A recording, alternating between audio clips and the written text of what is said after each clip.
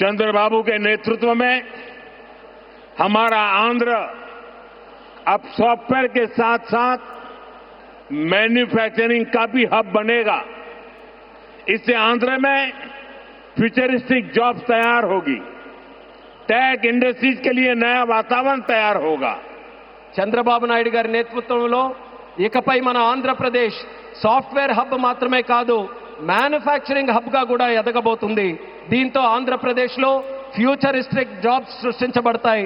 Tech industries కు అనుకూలమైన ఒక కొత్త ఈకోసిస్టమ్ కూడా ఇక్కడ ఏర్పడుతుంది. साथियों, वर्ल्ड इकोनॉमी में कहीं पर किसी भी ग्रोथ सेंटर का निर्माण सिर्फ एक फैक्ट्री से नहीं हो सकता। उसके लिए एक पूरे इकोसिस्टम की जरूरत होती है।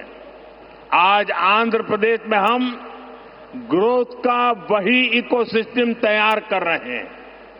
चंद्रबाबू नायडू जी व्यक्तिगत स्तर पर दिन रात मेहनत करते हैं।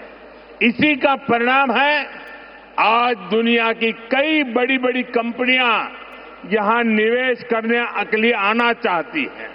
మిత్రులారా, ప్రపంచ ఆర్థిక వ్యవస్థలో ఏ గ్రోత్ సెంటర్ అయినా ఒక్క ఫ్యాక్టరీతో నిర్మించబడదు.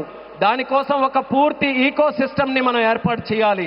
ఈ రోజు ఆంధ్రప్రదేశ్లో మనం అలాంటి గ్రోత్ ఈకో సిస్టమ్ ని నిర్మించబోతున్నాం.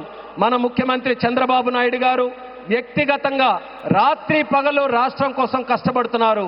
దాని ఫలితంగానే ఈరోజు ప్రపంచంలో ఉన్నటువంటి ప్రముఖ కంపెనీలు ఇక్కడ పెట్టుబడులు పెట్టడానికి ఎంతో ఆసక్తి చూపిస్తున్నాయి.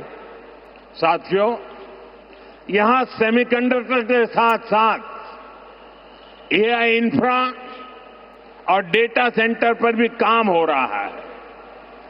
गूगल ने भी यहां $15 बिलियन के एआई और क्लाउड इंफ्रास्ट्रक्चर कैंपस की घोषणा की है। और भी कई ग्लोबल कंपनी यहां नई संभावनाएं देख रही हैं। इसका बहुत बड़ा फायदा आंध्र प्रदेश के साथ साथ देश के यूथ को हो रहा है. మిత్రులారా, ఇక్కడ సెమీ కండక్టర్తో పాటు ఏఐ ఇన్ఫ్రాస్ట్రక్చర్, డేటా సెంటర్స్ రంగాల్లో కూడా వేగంగా పనులు జరుగుతున్నాయి. గూగుల్ కూడా ఇక్కడ $15 బిలియన్ విలువైన ఏఐ మరియు క్లౌడ్ ఇన్ఫ్రాస్ట్రక్చర్ క్యాంపస్ ని ఏర్పాటు చేయబోతుంది. ఇంకా అనేక అంతర్జాతీయ కంపెనీలు కూడా ఇక్కడ కొత్త పెట్టుబడులకు అవకాశాలు చూస్తున్నాయి. దీనివల్ల ఆంధ్రప్రదేశ్ యువత కాకుండా దేశ యువతకు కూడా ఒక్క గొప్ప ప్రయోజనం కలగబోతుంది. साथियों, आंध्र की इंडस्ट्रियल ग्रोथ स्टोरी केवल डिजिटल टेक तक से ही सीमित नहीं है. नकापल्ली में केंद्र सरकार बड़े फार्मा पार्क के लिए भी सहयोग दे रही है. इससे आंध्र प्रदेश देश के एक बड़े फार्मा हब के रूप में भी विकसित होगा. మిత్రులారా, ఆంధ్రప్రదేశ్ ఇండస్ట్రియల్ గ్రోత్ స్టోరీ కాకుండా డిజిటల్ టెక్ వరకే పరిమితం కాకుండా నక్కపల్లిలో కేంద్ర ప్రభుత్వం యొక్క భారీ ఫార్మా పార్క్ ఏర్పాటుకి కూడా సహకరిస్తుంది. దీంతో ఆంధ్రప్రదేశ్ దేశంలోనే ఒక ప్రముఖ ఫార్మా హబ్ గా ఎదగబోతుందని తెలియజేస్తున్నాను. ग्रीन एनर्जी की फील्ड में भी अकेले रायलसीमा क्षेत्र में 5 लाख करोड़ रुपए से ज्यादा का इन्वेस्टमेंट हुआ है.